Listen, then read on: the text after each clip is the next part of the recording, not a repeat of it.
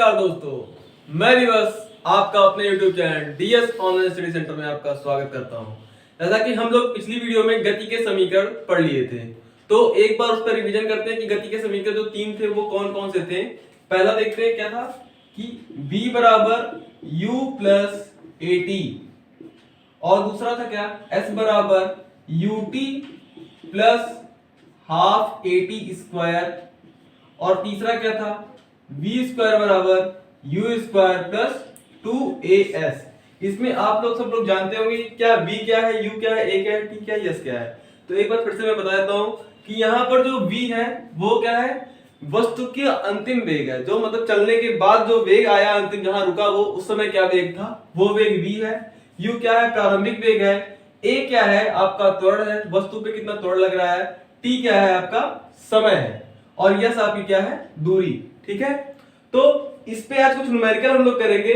Numerical देखते हैं क्या है कि पहला न्यूमेरिकल जो कह रहा है आपका, क्या कह रहा है कि एक वस्तु 6 मीटर पर सेकंड के वेग से तथा 1.5 मीटर पर सेकंड स्क्वायर के त्वरण से चलना प्रारंभ करती है। अब क्या बोल रहा है यहाँ पर, प्रारंभ करती है, यानी कि क्या दिया है यहाँ पर, एक वस्तु 6 मीटर पर सेकंड के वेग से, प्रारंभिक वेग u दिया है आपका क्या, 6 मीटर पर सेकंड।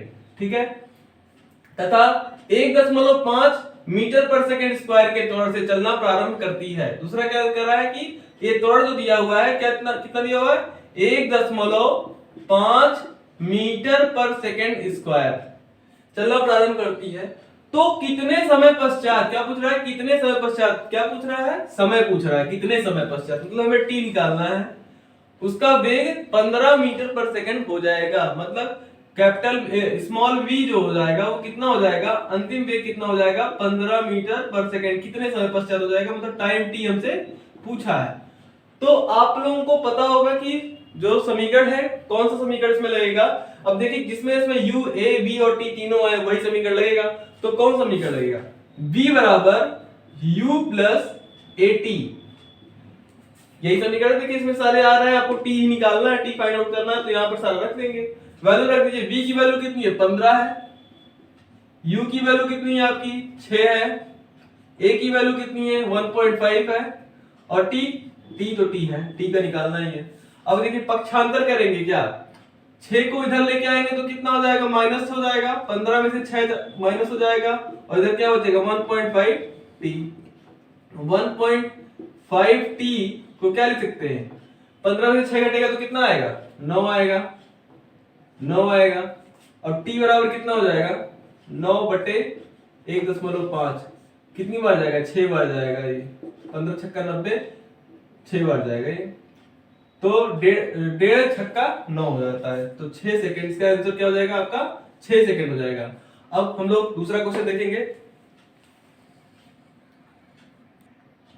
तो दूसरा क्वेश्चन क्या है, एक ऊंची इमारत के शीर्ष से एक गेंद 9.8 मीटर पर सेकंड स्क्वायर के समान त्वरण से गिराया जाता है। एक कोई इमारत है, वहां से कोई गेंद है, उसको गिराया जा रहा है, उसका त्वरण क्या है, समान है 9.8 मीटर पर सेकंड स्क्वायर। एक कितना दिया हुआ है, 9.8 मीटर पर सेकंड स्क्वायर।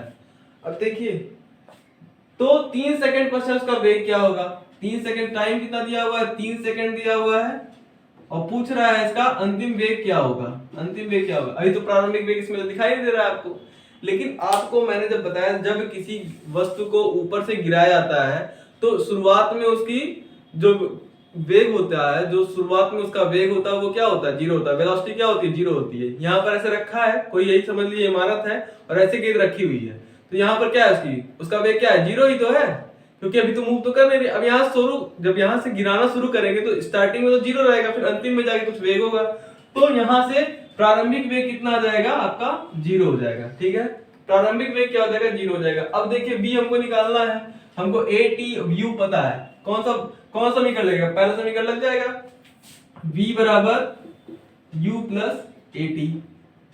v की वैल्यू निकालनी है, u कितनी है 0 है, a कितना है 9.8 है, इंटू 3, तो v बराबर कितना आ जाएगा आपका, मल्टीप्लाई कर लीजिए इसको, 29.4 मीटर पर सेकेंड। ठीक है, समझ में आ गया कि एक ऊंची इमारत थी, प्रारंभिक वेग 0 कैसे हुआ, जब ये इमारत है, इमारत मान लीजिए यही है, और यहाँ पर तो वेग इसका 0 ही तो होगा, क्योंकि यहाँ से पहले तो स्टार्टिंग में तो 0 ही रहेगा, क्योंकि गिर रही है, गिरना यहाँ से प्रारंभ कर रही है।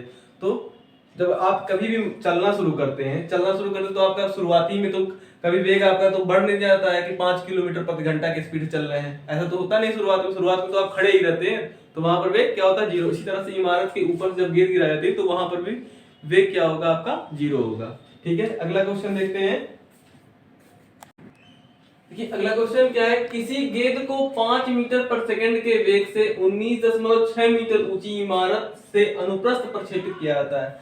मतलब जो ये वेग दिया हुआ है वो कौन सा दिया है कि जब हाथ में आपके गेंद है तो क्या उस समय वेग है 0 ही तो रहेगा। तो प्रारंभिक वेग यहाँ पर क्या होगा, आपका 0 होगा। ठीक है, प्रारंभिक वेग 0 होगा और अंतिम वेग यहाँ पर क्या हो जाएगा, आपका 5 मीटर पर सेकेंड हो जाएगा। ठीक है, 19.6 मीटर ऊंची इमारत से 19 हाइट दिया है, इमारत की ऊंचाई दिया है कितना, 19.6 मीटर।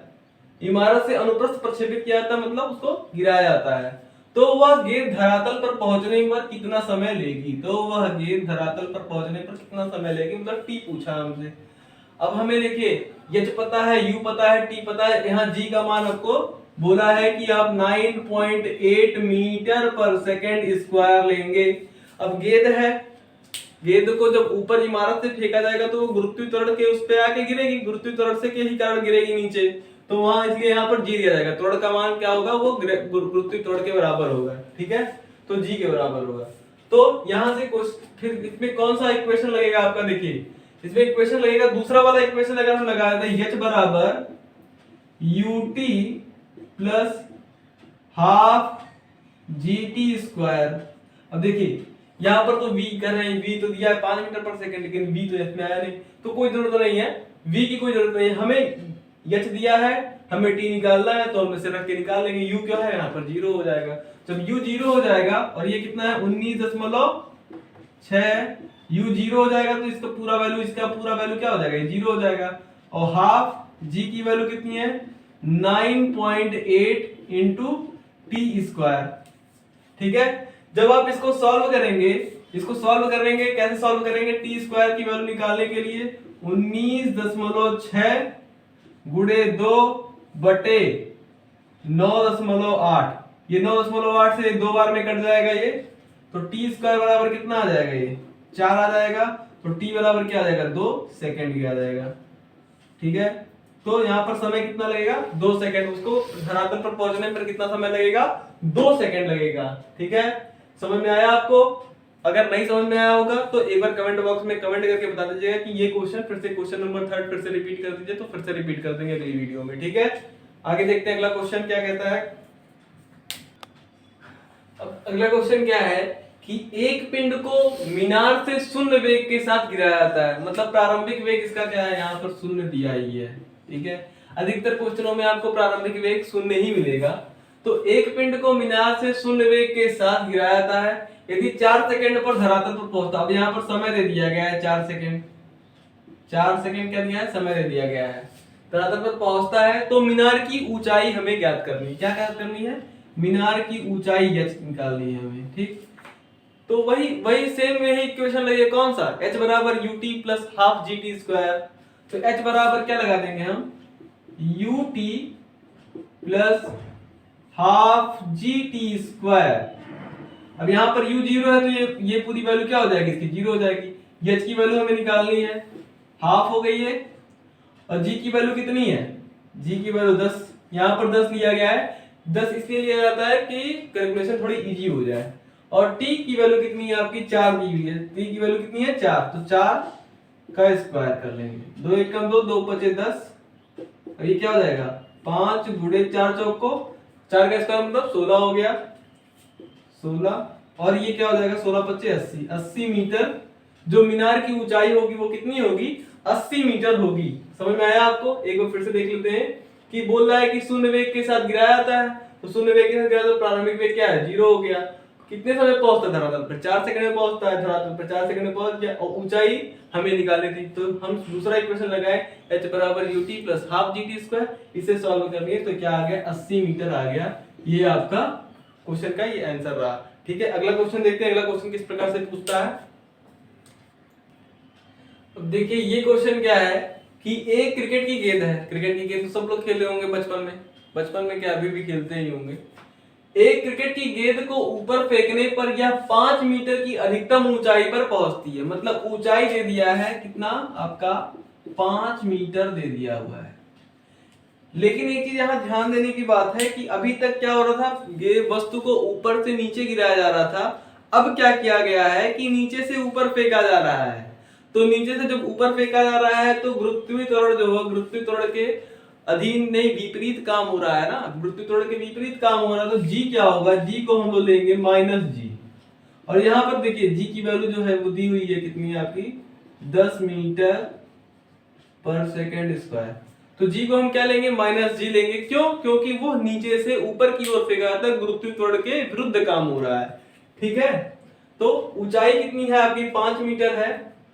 बोल रहा है कि गेंद को ऊपर फेंकने पर यह 5 मीटर की अधिकतम ऊंचाई पर पहुंचती है।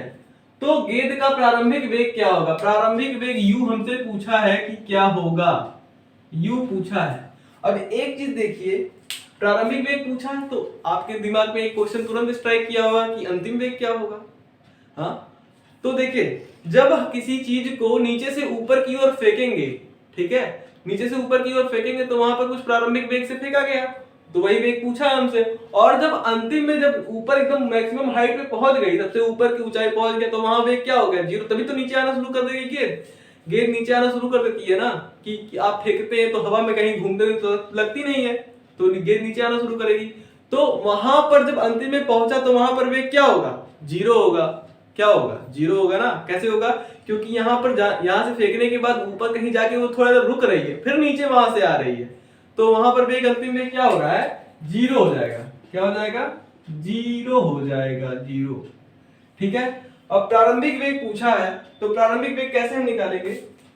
हमें एक इक्वेशन पता है v² बराबर u² प्लस 2gh। ठीक, लेकिन अब यहाँ पर जैसे कि गेंद को नीचे से ऊपर की ओर फेंका जाए तो g का मान -g दिया जाएगा, तो ये इक्वेशन में ये प्लस सिंबल हट के यहाँ पर क्या लग जाएगा माइनस लग जाएगा। ठीक है, क्योंकि g की वैल्यू -g के बराबर हो जाएगी। प्रारंभिक वेग हो गया आपका 0, अंतिम वेग आपका कितना हो गया 0 हो गया। प्रारंभिक वेग आपसे पूछा है u² पूछा है, u बोला पूछा है, g की वैल्यू कितनी है आपकी 10 और ऊंचाई कितनी दी है 5 दिया हुआ है। ठीक है, 5 मीटर तक जा रहा है। तो अब इसको इधर ट्रांसफर कर लें तो u² बराबर क्या हो जाएगा 10 दूनी 20, 20 पंचे 100 हो जाएगा। और u बराबर क्या हो जाएगा √100,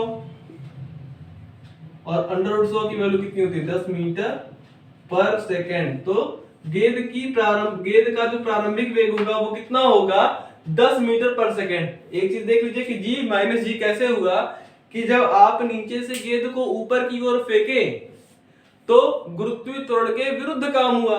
जब गुरुत्वीय त्वरण के विरुद्ध काम होगा तो g की वैल्यू क्या होगी माइनस होगी। क्यों? क्योंकि जब नीचे की तरफ आ रहा तो पॉजिटिव तरीके से आ रहा था कि हाँ भाई चलो हम भी इधर काम कर रहे हैं, तुम भी इधर ही आ रहे हो, तो पॉजिटिव हो जाता है। अब जब कहेगा कि हम इधर काम कर रहे हैं तुम उधर काम कर रहे हो, तो उल्टा चल रहे हो, तो उल्टा चलोगे तो हम कहेंगे तुमको माइनस कर देंगे, इसलिए यहाँ पर g की वैल्यू क्या हो गई माइनस हो गई आपकी। ठीक है, तो आपके गति के समीकरण पे इतने इस टाइप के क्वेश्चन आपके एग्जाम में पूछे जाएंगे। तो आज मैंने आपको 5-6 क्वेश्चन करा दिया है, 5-6 क्वेश्चन, और इसी बेस पे सारे क्वेश्चन आपके लग जाएंगे। तो आज की वीडियो में बस इतना है, फिर मिलेंगे, बहुत बहुत धन्यवाद।